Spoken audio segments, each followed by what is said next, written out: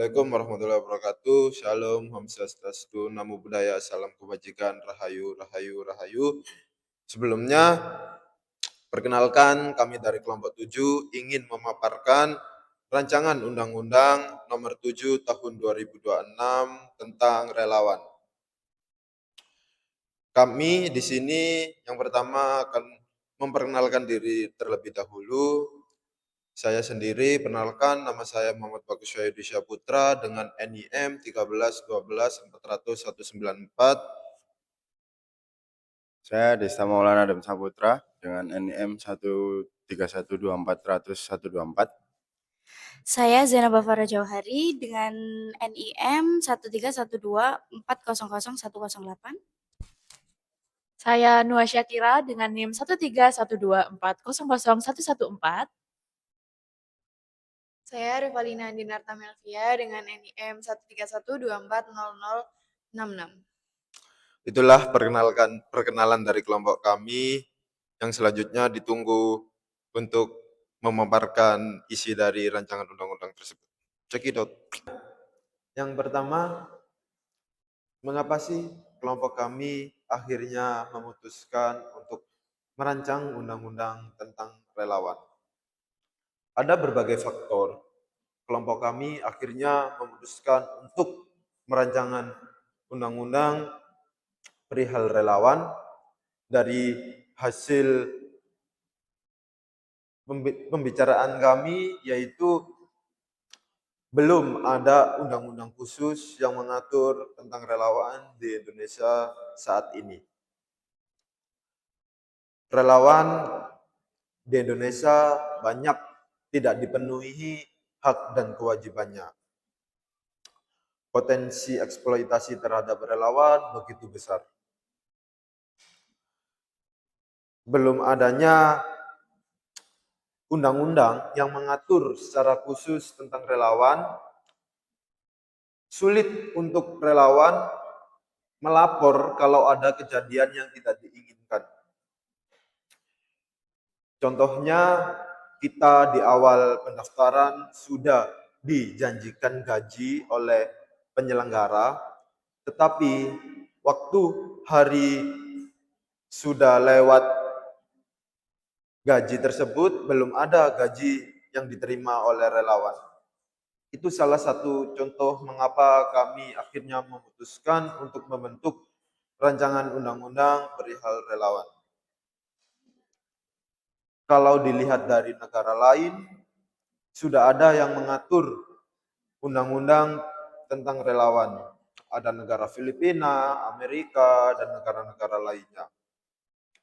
Kami merancang undang-undang ini tidak langsung merancang karena kami juga beserta data yang ada, itu banyak relawan-relawan yang mengeluh soal hak dan kewajiban relawan.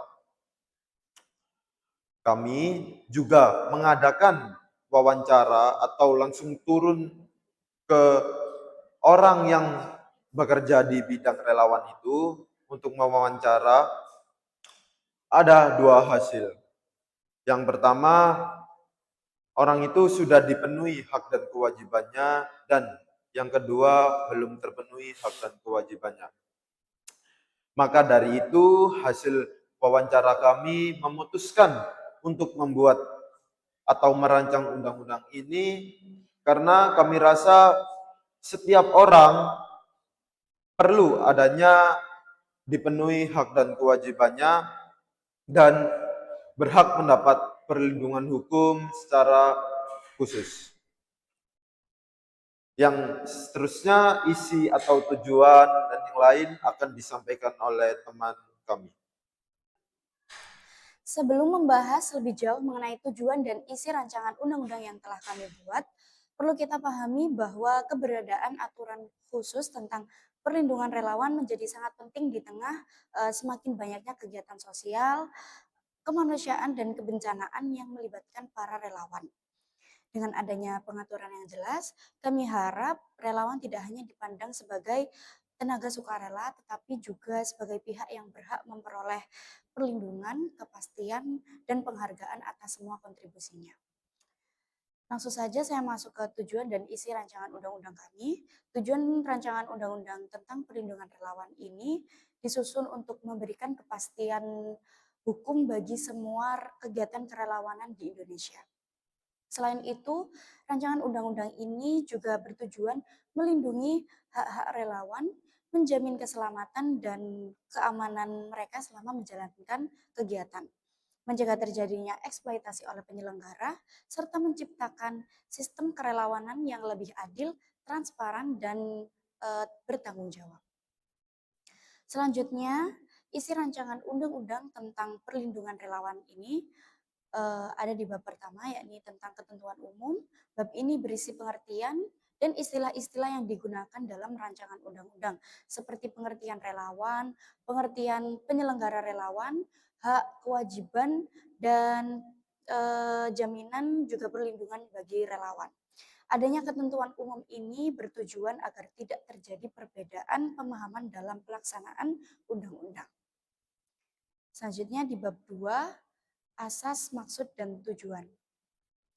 Bab ini menjelaskan asas-asas yang menjadi dasar penyusunan rancangan undang-undang, yaitu asas kesukarelaan, asas kemanusiaan, asas kepastian hukum, asas keadilan, dan larangan eksploitasi.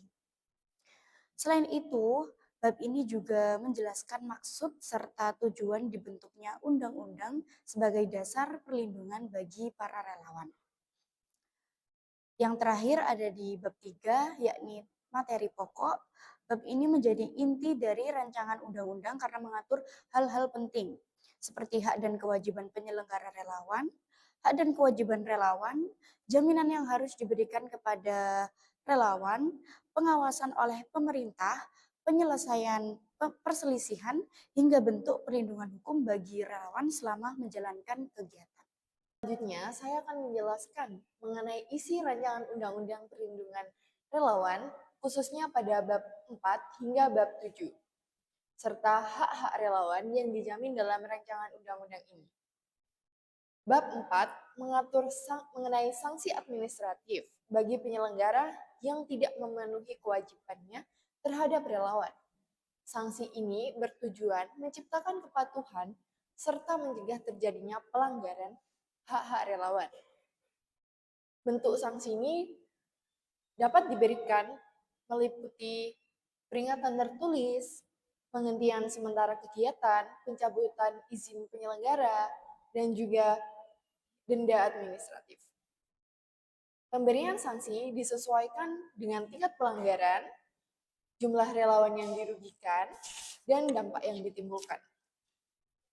Dengan demikian, penyelenggara diharapkan lebih bertanggung jawab dalam menjalankan kegiatan kerelawanan. Bab 5 mengatur mengenai sanksi pidana bagi penyelenggara yang dengan sengaja melanggar hak relawan. Misalnya, apabila penyelenggara menjanjikan kompensasi uang transportasi atau fasilitas tertentu, namun tidak dipenuhinya, sehingga menimbulkan kerugian bagi relawan. Dalam kondisi tersebut, penyelenggara dapat dikenai pidana denda maupun pidana penjara. Nah, tapi pemberian pidana ini tidak menghapus kewajiban penyelenggara untuk tetap memenuhi hak-hak relawan yang diberikan. Ketentuan ini diharapkan mampu memberikan efek jera kepada penyelenggara sekaligus mencegah praktik eksploitasi terhadap relawan.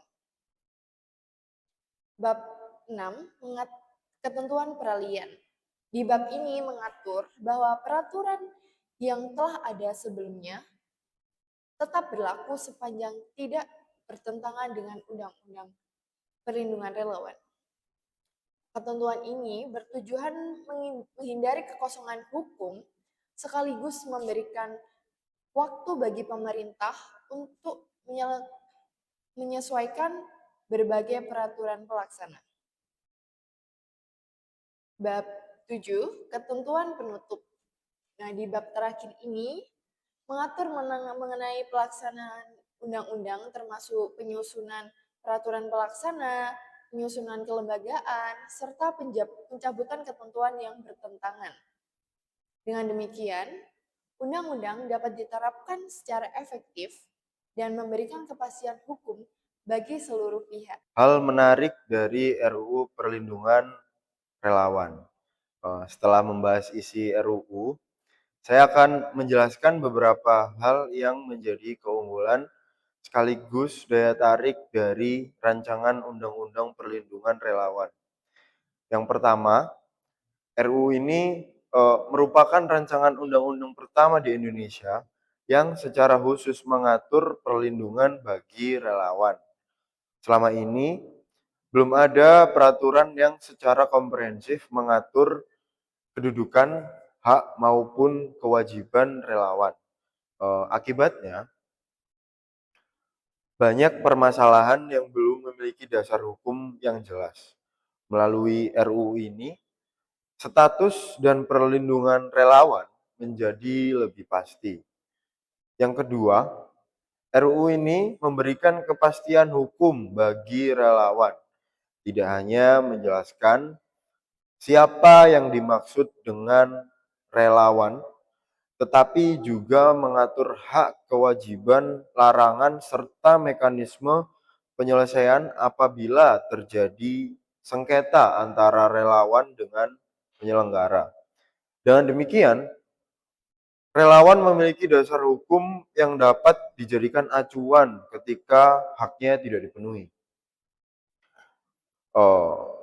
Berikutnya, ada pengaturan mengenai relawan berbayar.